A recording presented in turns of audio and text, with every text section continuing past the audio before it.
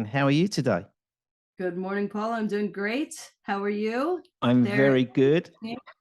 It's not quite morning, but it's going to be a late one, as always. When I'm in Thailand and I'm interviewing people from America, you guys like the early morning, and I end up doing the night shift. Yes. So not Well, great. thank you for offering the morning, because the night shift probably would not work so well for No, me it during the wouldn't. morning. It wouldn't. It looks Appreciate like it. it's quite bright there today. What's the weather doing?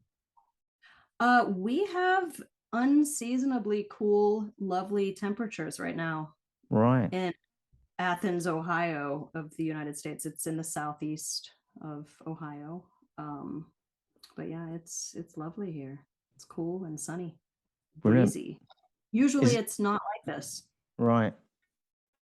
Is it because all the heat's over in Europe at the moment? Yes, I think so. It's Yes. Sorry yet to my another sign of for me this climate change and what we're going through currently. We are in the rain season here at the moment, and it hasn't been raining a lot out here since we've been here, but we've seen signs of it because the rivers constantly flowing and things. But yeah, it's the world's gone through a little bit of a time change, I think, currently, especially Yeah. with the UK and Europe, Mm, significantly high temperatures at the moment. yeah. Anyway, I've met you for, through LinkedIn, and you're currently doing loads of work with us, with our students, with the Clean Energy Revolution, and you're also a big part of our Aumlink team and your contribution there. So I've got a good understanding of your works and what you're doing, but for the benefit of our audience today, could you give us some sort of background to yourself and your origin story?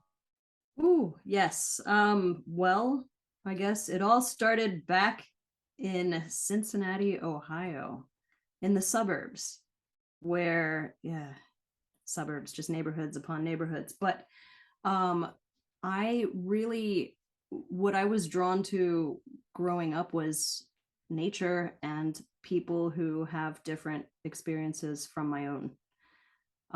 So as a child, I spent a lot of time in the woods, playing in the creek, going hiking. My dad was really good about taking us hiking pretty much every weekend, I think. And so as an adult, when I finally was able to strike off on my own, it really, I found myself still enjoying nature, still going out, but also seeking experiences to speak with other people from different countries and different backgrounds from my own, because I just really love learning as much as I can about everything. So after traveling many places around the world, not enough places, but you know, we can always travel more. Yeah. I ended up back in Athens, Ohio. And Athens is a university town. It's home to Ohio University. So it really has a very small town kind of feel. You can walk many different places. You don't have to have a car to get around. Mm.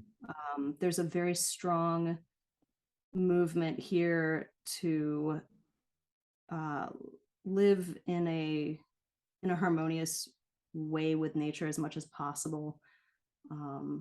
So yeah, it's a very lovely place to live, and we have a fairly good sized international population because of the university.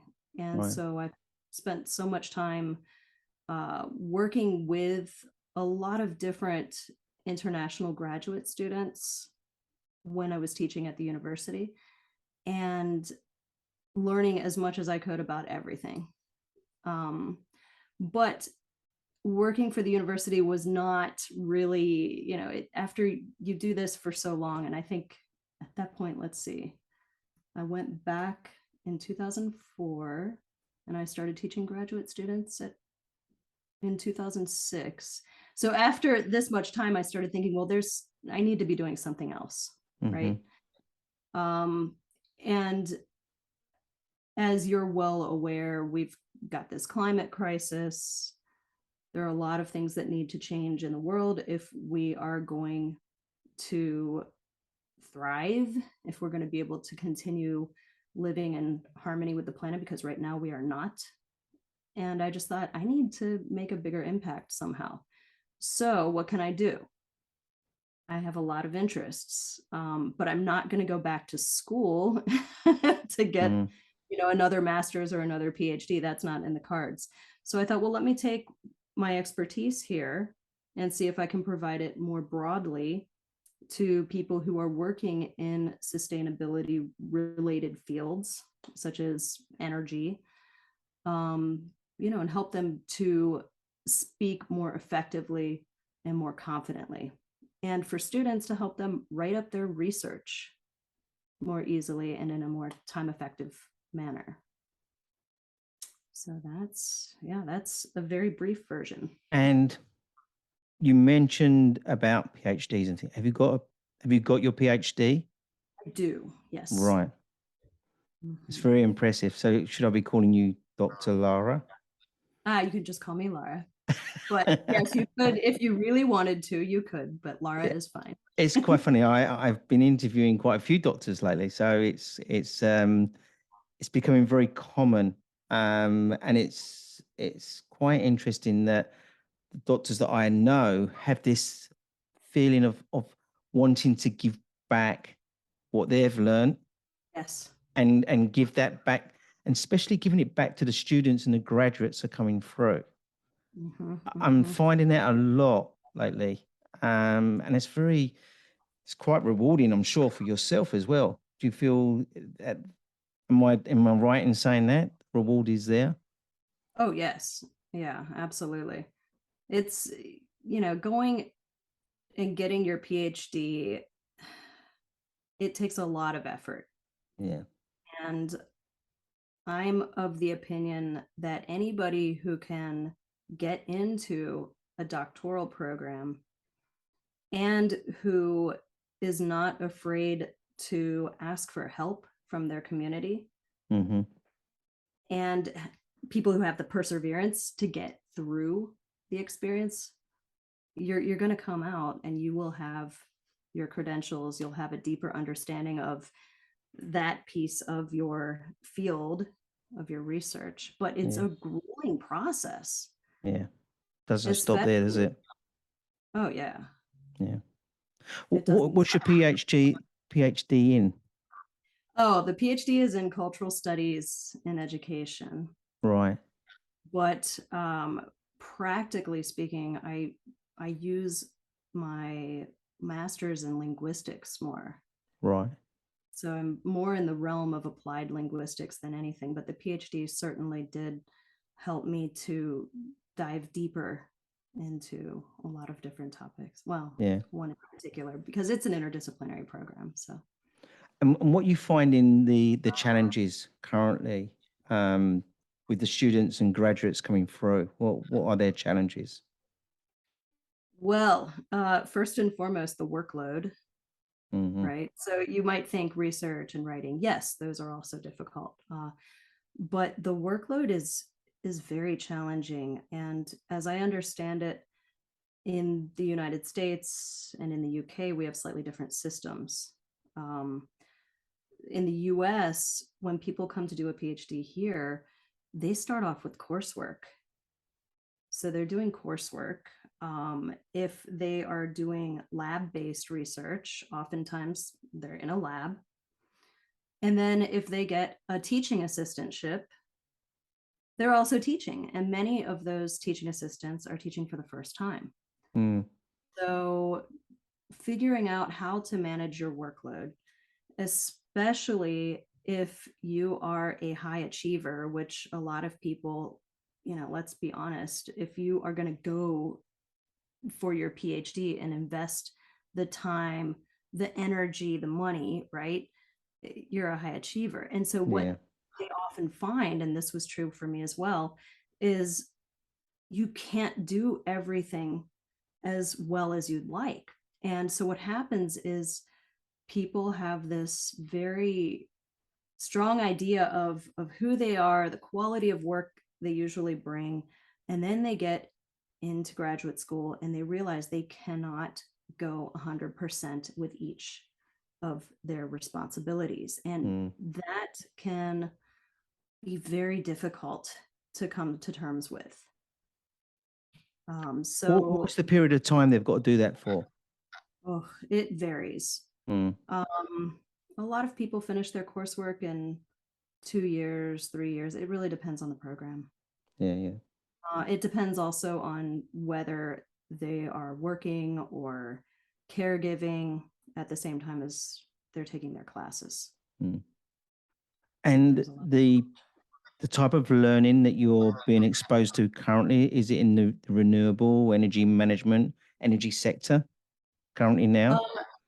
Yeah, so at this point, I'm getting ready to launch a research writing class that will help people to write their thesis or dissertation. So I hope that that I can be of help to the people who are in that sector, students who are studying, in engineering, in environmental studies, in all kinds of things. I hope that I can help them to more easily write their papers.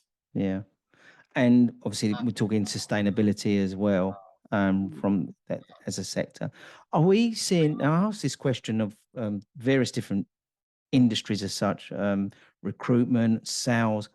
Are we seeing people coming in to this sort of area of learning from the gas and oil sector and they're transitioning halfway through the course, or are we seeing that? Well, that is, I have seen that, but I'm not in that kind of a position where I would be able to observe Right. that sort of pattern of Yeah. people changing their directions. Yeah. But what I have seen, especially through working with people who I meet through LinkedIn, is a lot of people are, they've gone as far as they can and they decide, okay, I think now is the time that I go off and I get my master's or my PhD. And a lot of people are looking into studying abroad. And in this case, abroad, I would say would be the US, Canada, the UK. So what I'm seeing is professionals who are already in those industries going back. But again, yeah, I don't have insight into people switching from oil and gas. Yeah. But I should hope so. I would imagine that's happening. And they're from various different countries. We've seen, I've got quite a few people I've been doing mentoring with that have come from India and they've gone into doing their masters now in Scotland, and they're looking to move to maybe Canada and places like that. As you've just said, there's overseas coming into these areas. And what, tell me, what's the tips? What are you trying to, I didn't mean to say the word tips, but what is the guidance and what sort of journey do you take them on? So for the people writing up their research, the first journey that I take them on is how to manage their time. Right? So how to focus on the topic, how to find your topic, right? And then focus on your topic and write for whatever mood you're in, because writing a thesis or a dissertation, oh my gosh, it takes months and years for people to do this. This is not, a class paper that you can just knock out by pulling an all-nighter over the weekend, right? It's impossible to do that. You might try, but I don't recommend it, right? So what happens is, for people who don't yet have that experience, they benefit greatly by having a systematic way to organize what they're reading, how they're thinking about these topics, who the people in the community are who can help them, right? So of course there's your advisor or supervisor, but also people like subject librarians who can help you to really refine your searching abilities, right? Because yeah, I know a lot of people can get onto Google Scholar and search for articles, but that's just the beginning, right? We Yeah. need to get solid research on which we're basing our own research and formulating our own arguments. And you can't just go and get anything, right? You need to know what to look for. And subject librarians are, this is what they do. They know how to find the information that you need that will be the most suitable for what you need. So yeah, helping them with that.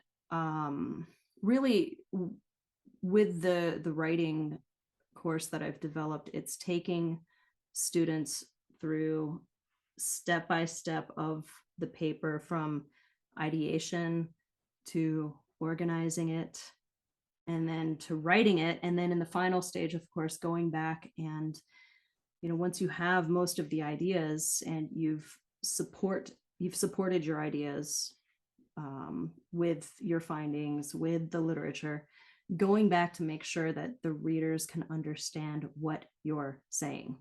Right? That's the key. When we're writing, we need to be able to communicate effectively. So how do we do that? Again, this is a huge paper. It's not just a little journal article that is 22 pages that you can pretty much follow and sit down and read it all in one go, right? A thesis or a dissertation is different. As such, we need to write it in a way that readers can understand it no matter where they start reading it, because people don't read a dissertation from beginning to end, usually, right? Often they come to that dissertation to find something specific.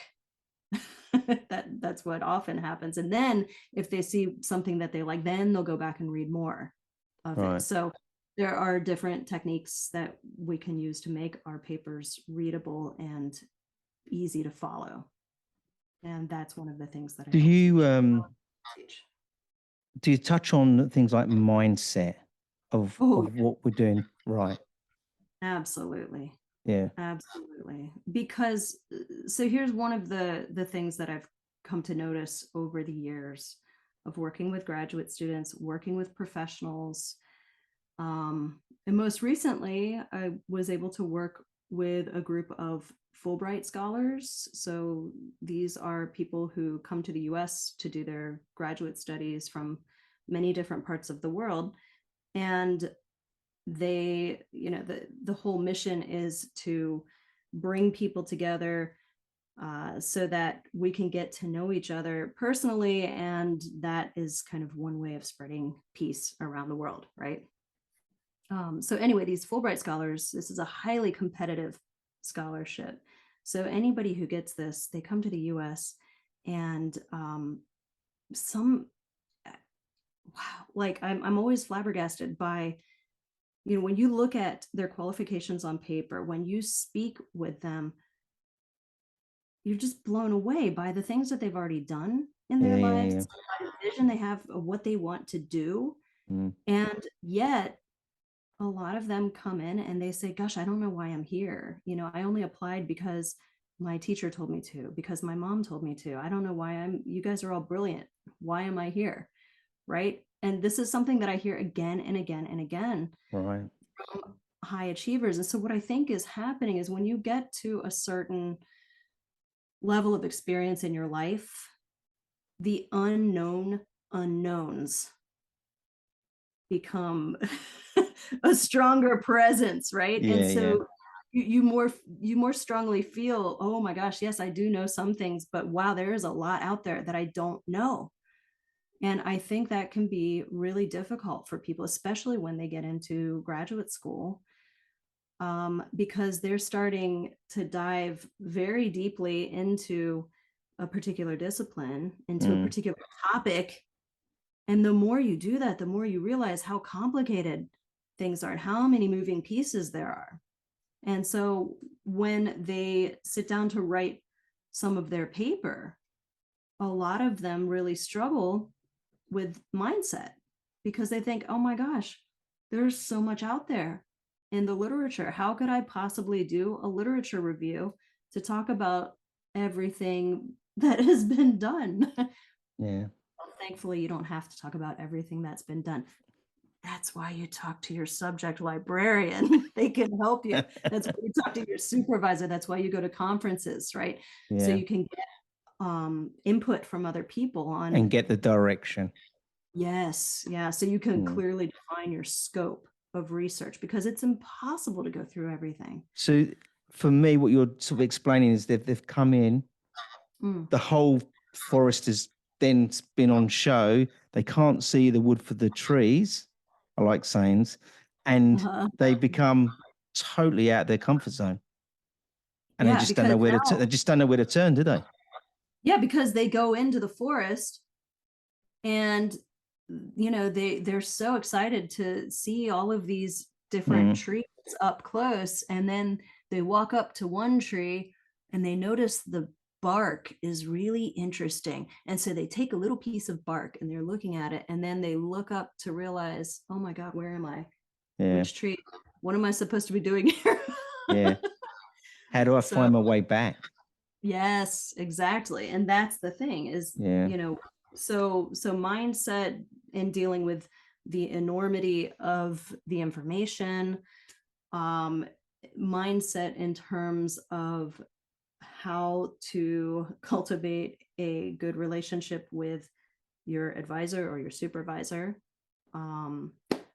how to make sure that you are in communication with people from your field. Yes, you're a graduate student, but you have valid ideas, you have valid experiences, you have interesting ways of thinking about things, and people need to hear this, right?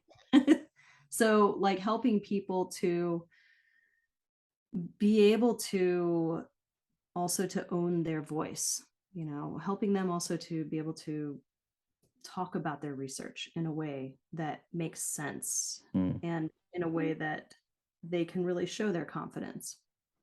Have you been in a position where you've physically led them through the forest so far and taken them out the other side? Have you gone from A to B already, or you're on this journey yourself? Well, so for years at the university, I taught a class. I've taught technical writing for engineers. I've taught research writing, academic writing, and I've helped students get from A to B, finish with their dissertations and their theses, their capstone projects. And it is really, really gratifying to have that experience where you meet somebody who has these ideas, they're not sure what exactly they're going to study.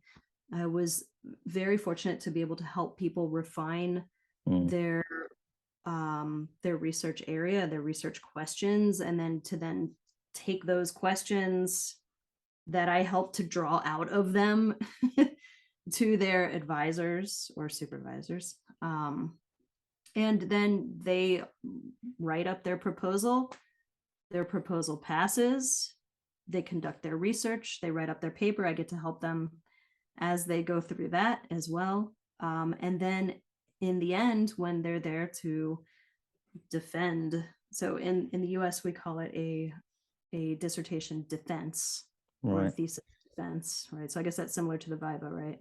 Yeah.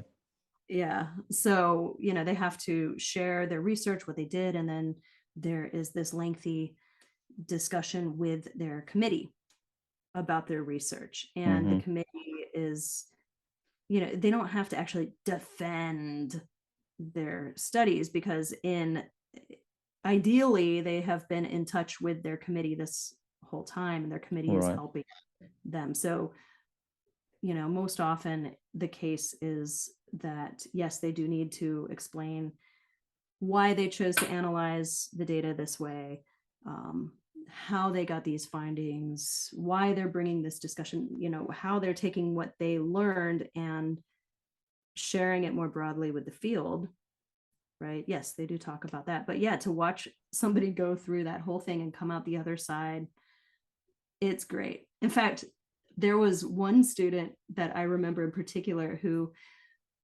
he went on that journey, and we as part of, which class was it? I taught a class on basically on explaining your research. So we did it in a number of different scenarios. So a poster presentation, a conference presentation, and a job interview, and a mock defense, right? And so one of the things that we worked on in that class, and something that I work on with my coaching clients, is overcoming this fear of speaking in public, right? So you're up there on stage in front of everybody to tell them about your research, right? A lot of people get really freaked out by it. It doesn't matter, what language they're speaking in. Everybody typically, well, not everybody, but most people get super nervous. So I led them through this exercise where I asked them to write on an index card what they are afraid of. So I said, imagine you're going up to defend your proposal, or imagine you're going up to give this presentation at a conference. What are you afraid of? Write it down. Things that people wrote down, you can probably guess. Making a fool out of myself. Forgetting my words. Forgetting what to say. Forgetting what I'm talking about. Mind blanks, things like that. Yeah, exactly. And so then what I had them do was, all right, so that's what you're afraid of. Now, what I'd like for you to do is rephrase that into something you want on this different piece of paper. Mm-hmm. All right. And this different piece of paper, what do you want? I want to speak articulately and organize my thoughts clearly so people can understand. Yeah. And that would be instead of having your mind go blank, for example. And then I gave them a little tiny sword, not a real sword. Those little, I hate to say it, it's a plastic sword. Sorry. But those are free, they're easy to cocktail get. stick as such. Yeah. Yeah. Well, I mean, I've got this lovely letter opener that a student brought me from Toledo. Right. Nice. But then what they do is, I said, all right, what I want you to do is take that sword and poke it through your index card and put it up on your bulletin board. So, with what you want as the closest thing to you, so that you always see what you want and you remember that you are actively working to overcome your fears so that you can be strong. And so this student of mine, he invited me to his final defense, and I was the first person to get there after him.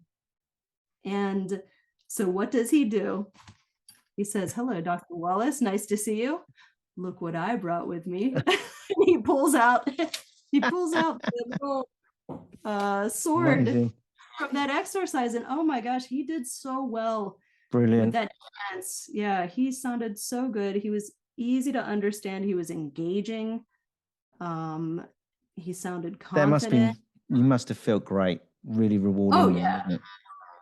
It was very rewarding. Yes. Yeah. Whenever I can help people to be able to speak freely and explain what they're doing in an effective way and where they feel confident, that's what I love. So it's kind of like linguistic healing. Do you know what's in the back of my mind now? Do you go to their graduation? Not often. Right. No. I just imagine you sitting there smiling in the audience, the proud mum as such, as watching these. Well, I mean, yeah. So I do that more online when they post their graduation pictures. I'm a proud mom there saying, "Yay, I'm so proud of you. Good job." Or sometimes I would go and meet up with them right before graduation when everybody's kind of milling around waiting to go inside. But yeah, I like to stay in quiet places, Paul. I like it. You mentioned about your dad and going on these walks in your childhood. How do you think that's come into your today's world and what you're doing? How does that connect? Yeah. You mentioned about the connection and things. Where's the connections there? The connection is this. I have found so much peace and wonder and appreciation by being outside in nature. And it really, it pains me to know that what we as humans are doing to this planet, just overusing resources and being wasteful, polluting the environment, having all of these species go extinct, it really pains me. And Mm. so I'm taking my appreciation and reverence for nature, and what I'm trying to do is help people who have aligned interests. So somebody who's going to be doing something, anything Yeah. that will help us as humans to be able to live in a more sustainable way. I'm just, please let me help you amplify your voice. Let me help you finish your research. Yeah. Let's get it going, because we need everybody to do whatever they can. And you find once they've launched into, they've graduated, etc., and they've found a career path, do they come back? Do you still communicate with them? Yes, yes. Yeah, thankfully, because we have social media, I do Yeah. get to hear from a lot of the people that who I've worked closely with. Right. In fact, a few of the clients who I've worked with recently, they worked with me long ago as students. So, for example, I recently, in my effective English coaching course that I had somebody who I worked with like 10 years ago, I think, in one of those communication classes. She came back and she said, I have been living in the US for 10 years now. I've got a startup. I know what I want to do with my career, but I don't think I'm speaking as effectively as I need to in order for my career to go anywhere. Mm. And so I worked with her over the course of 2 months, and she went from being extremely self-conscious about the way she spoke. And English is not her first language. So she grew up speaking Chinese, and the way that people learned English when she was coming up, they didn't get to speak very much. So when she got to the US, it was it was pretty much a shock, right? Yeah. All of a sudden she had to articulate her thoughts and do things in English. But yeah, so she's been a working professional, and she just thought, I need to come back to you and really let's work. And so what did she do? She dove all in to the work. So I've got videos and exercises for people to do, and we meet twice a week. Once a week is to discuss whatever technique they're working on so that they can apply it to their own speaking situations. And the other time a week, we work on mindset.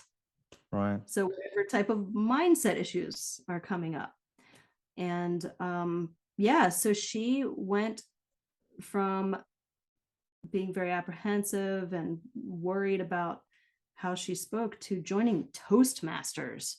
Are you familiar with Toastmasters? Yes, I am indeed. There's a lot of people that I know in the industry that have gone down that route to help them with their public speaking. Yes. And It's very good. yeah, it's an excellent organization that Mm. invites people and gives them techniques for effective public speaking. And so now she's doing that, and she's getting ready to really blossom. This is exciting. Amazing. Yeah. Absolutely amazing. Mm. How many, do you have like a number in your head of, or do you document how many? You're smiling. You probably haven't. It's just you do it. Do you have any figures of how many people you've gone through and you've led the way? Well, Paul, I am a qualitative type person who okay, the short answer is no, I don't have solid numbers, because for me, what matters the most are those individual stories. Yeah, So exactly. I mean, I could figure out the number. Of course, I do have the numbers documented. Mm, At university level, when you want to go up for a promotion, you have to gather all kinds of data for, mm. the numbers of students you've worked with and what your course evaluations were. So yes, I probably do have that number somewhere, but I'm guessing no, I don't, I'd rather not guess because it will be imprecise. Definitely hundreds. Brilliant. Now, it's come to that time now. I want to ask the question, but I want to ask in it ways regarding, is there some stuff that you can help our listeners today? So I want a takeaway from you for our audience. Mm. But I'm wondering, is your takeaway going to be something that you can give back to the students that are listening to this today? Is it going to be the same thing or is it going to be different? If so, there's two questions there. Can you give something back to a student today to just as a starting point to make them think about, they may not be on your program, but Mhm. maybe they should, but there's something that they could be doing today that can help them. And then my next question is there something as a takeaway you can give back to our audience today? Sure. So for the students, something that they can do, um, a lot of people get into this habit where they think they need to do a lot of their studies on their own or just with, a few close uh, people in their cohort. But I really would encourage the students to find their community who can support them. And I think maybe you have inspired me now. I think today, what I will be posting in Aumlink in the students Mm-hmm. discussion page, students and graduates discussion page, is a resource about community, finding your community, because they are Right. there. Yeah, It yeah. doesn't matter how lonely and isolated you feel. I mean, it does matter, but what I'm saying is that you are not alone. Yeah. There's a community who can help. So I think that's the main thing. Find your community. So I'll post something that will be of use later today. And for your listeners, if there are any students, especially graduate students or researchers who are out there right now, please join the group discussion. I think, are we able to insert a Yes, we link? can. Yes, we can do that. Great. So I'll put that in there for people who Yeah. wondering who is my community? I don't know that. Well, here you So go. for the benefit of the audience, we have a section on the umlink.com website where we actually encourage students to come on to gain more information. Lara constantly posts on there, puts information. There's workshops that we do. We also have a WhatsApp group, which is active. And I think there's about 42 people that sit on there. They're obviously listeners that are gathering information, and we put regular information on there to help people create the community. And it's a big community, isn't it, that we've got there? Mm-hmm. It's a lovely community. Yeah, and I would say also, please feel free to, when you do see this, anything that I post, I invite people to go ahead and add their 2 cents, because I am one person who knows some things. There Yeah. are many more people who know many more things. Yeah. So I invite people to continue the conversation even more. So what can you give back to our audience today generally? Have you got a Generally, thought on that? yes. So I get to talk with a lot of different people who are in the fields of renewable energy. And a lot of the people who come to me are from countries where they grew up speaking other languages than English. Mm-hmm. And a lot of times they're finding that they are starting opportunities that are multinational, right? So instead of, for example, let's say this person's from Chile, let's say, okay, no longer, you're not just going to be working with people from Chile anymore. Actually, you're going to be communicating with people from Germany, from the UK, from the US, from many different places. And guess what? The language of communication is English. Yeah. So what I want to make very clear is this, because, well, I'll tell you in a minute, but what I see a lot of times is people finding themselves in this situation where they need to start speaking English more often. And they're not used to it. They haven't had to. It's been years since they've studied. A lot of people tell me that they would rather stay quiet than risk saying something with incorrect grammar, or risk using the wrong word, or risk their pronunciation sounding so different that somebody doesn't understand them. Notice I'm saying different. Mm-hmm. I'm not saying wrong. Okay. There's a reason for that. And the reason is that there are more speakers of English in the world who grew up speaking other languages than there are people who grew up speaking English as their first language. And they, no matter where you're from, if you speak English, you are an English speaker and you can make yourself understood. There are ways that you can do that, right? But it all starts with being willing to take that risk to speak, even if you can't articulate yourself as clearly as you can in your own language, right? Yes, it's fine. You're not going to be able to do it up to that level for a while, but with effort, you'll get there. And it's possible. So I work a lot of times with, seems like most of my clients are between the ages of 30 and 55. Right. Right. And so I have seen plenty of people, even in their early 50s, come in to work with me. They say, oh my gosh, I'm working with these guys in the US. They can't understand me. I can't understand them. What can I do? And I can give them, and I do give them, strategies for interacting, strategies for connecting, strategies for clarification when they need to find out what people are saying to them and they can't get it at the moment.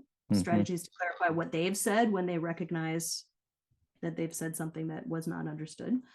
And of course, some very targeted pronunciation for those who need it. And I think the pronunciation piece is probably the most important here, because a lot of people, when they were taking English classes, a lot of people did not learn pronunciation.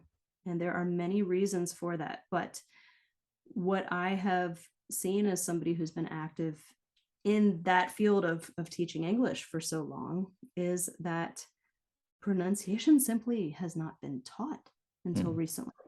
And there wasn't a lot of research done until the last couple of decades on teaching pronunciation. So what happened, and with your pronunciation, of course, your identity is completely tied up with how you speak. You can't separate it. And so when people are asked to pronounce things in certain ways, right, you can imagine how they might have these feelings of, oh, that's not me. Yeah. Right? I don't speak like that. Who is this person talking? I feel fake, right?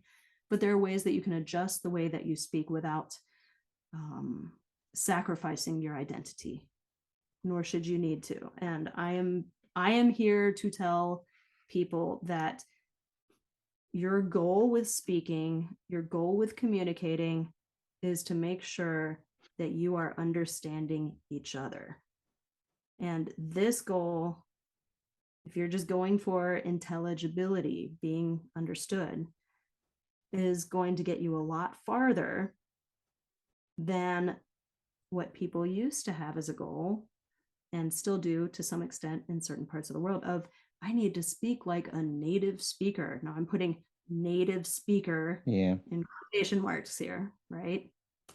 But I see people who have that mindset of I need to talk like, I need to speak exactly like somebody from the US or like somebody from England. No, you don't. And you know what? You're past the age where it's going to be likely that you can even do that. Yes, you might be able to, but really that's not the goal. The goal is that you make yourself understood and you understand others. You don't need to speak exactly like somebody. So it is possible to learn all of these things and utilize them in your daily life in order to make strides in the energy industry and conservation and whatever area that you are helping out in. I think you're very right about the pronunciation. I'm in Thailand now. Their alphabet is different to an English alphabet. They don't have R. So what does that mean when they say rose, road, rat? They say lows, lat. They replace it with the L. And when someone, you know, I've done business with people in Thailand, when they're communicating, the pronunciation needs to be perfect. Otherwise, you sort of try to understand what they're saying in English. They speak good English, but because of that one letter, the pronunciation just, so the focus does need to go on pronunciation. I totally agree with you there. In some cases, yeah, if what's happening, and you know, R and L, those are sounds where we have a lot of words that if you don't use, you know, if you don't articulate that R in a clear way, you will be misunderstood because it might be a different word. Exactly. Yeah. Right? Yeah. So yeah, in those cases, it's really important. At the same time, I don't want that to stop anybody from speaking. No, because their confidence goes, doesn't it? Yes, yeah. You know? So yeah, so what I encourage people to do is to work on sounds that are getting in the way of them being understood.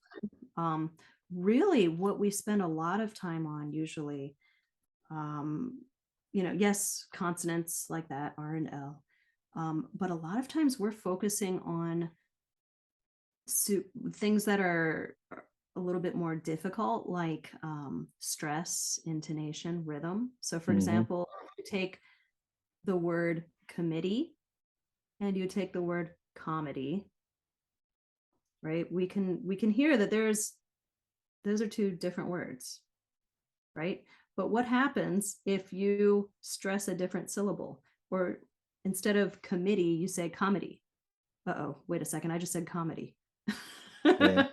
Right? So word stress is very important. And what happens a lot of times is people come from language backgrounds where that stress, making one syllable longer than another, where that's not something you do in that language, right? And so and then when people are speaking fluently, it ends up sounding like da da da da da da da da da, and we can't pick out the most important part of the sentence that, or you know, we can't understand words because they're not stressing a certain syllable. So that's usually what we spend our time on, kind of like with Thai. Yeah, I'm going to give you another Thai story on that same. So I like coffee, okay, and I like hot coffee. Thailand, they like cold coffee. So I have to say long coffee Americano, long cafe Americano, okay? So when I was being showed how to say that, my girlfriend was saying long, and I'm going long. She's saying, no, it's long. I'm going, no, it's, and I was saying, I thought I was saying exactly the same word, but because I wasn't emphasizing long, or long, it wasn't the right word. Right. So it's Yeah. exactly what you're saying. And so there I am in Starbucks trying it. They didn't know what I was saying. They didn't know what I was ordering. And I'm looking to her, she's telling me what to say. And I felt I was saying the right word, but they didn't. Yeah. Well, and there we go back to the unknown unknowns. Exactly. Right. So when you go there first, you've got, I don't know about you, but a lot of people will get, well, I guess now people get apps on their phone. Yeah. Right. But back in the day when I was traveling, we had these little tiny phrase books. Yes, I remember them days. Yeah, and so you flip to the page and you read what it says, but you have no idea that, guess what? This is a tonal language, and you have just used a very inappropriate word because of your Exactly. tone. You have no idea. Exactly. True story. It's like in Thailand, they don't like the exclamation mark. If I put that in a text or something, it's a no. But yeah, again, it's understanding the culture and the differences. it's true. It's true. Luckily, as an English person, I can get by, as you said Yeah. before. But even, I'm 58, I struggle with the differences of it. Even myself writing, I do a lot of writing on LinkedIn. I get a lot of my stuff checked because I want it to be right. So a lot of my stuff does go through my team to check it. So I'm a little bit dyslexic as such, went from an earlier age of learning. But so I struggle with words. But it as a 58-year-old, that earlier on in my career, I struggled and I become the silent person because I didn't want to write because I didn't want to get it wrong. Right. Or different, as you said. So, Yeah. and I'm going to give you some facts here as well. Sure. I'm going to give you a fact.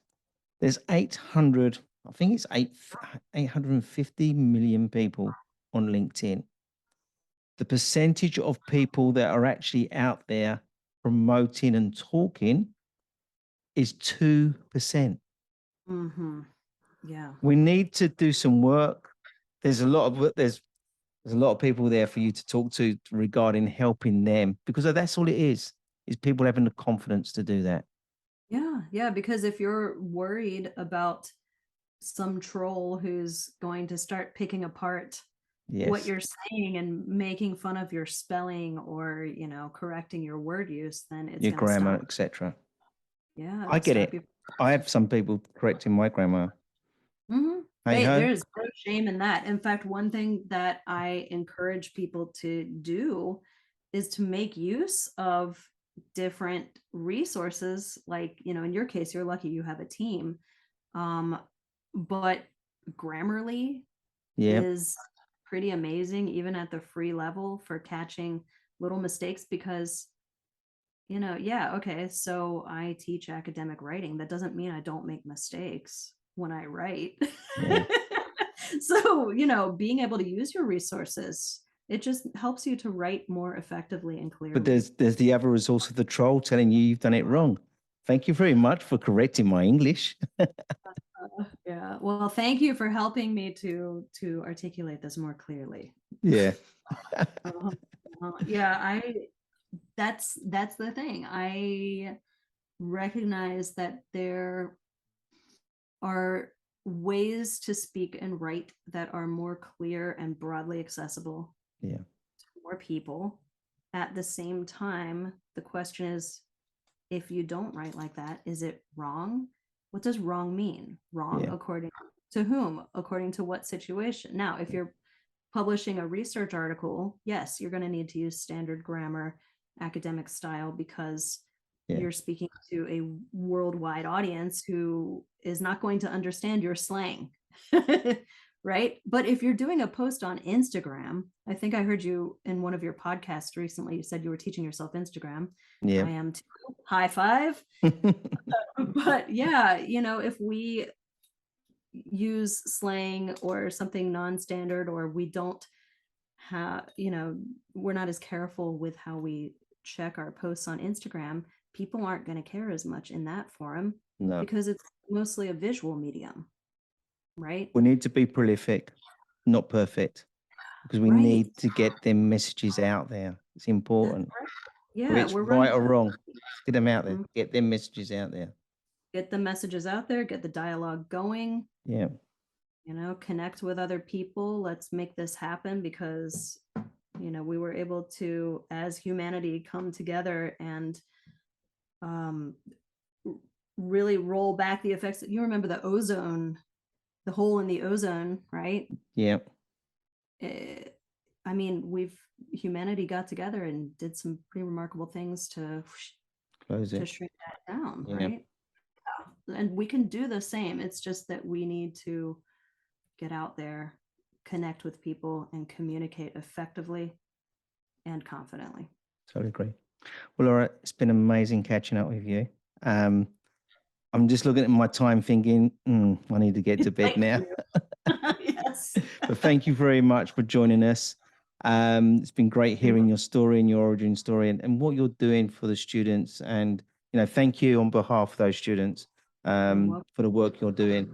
And I'd like to say at this time, you and your family stay safe in these times.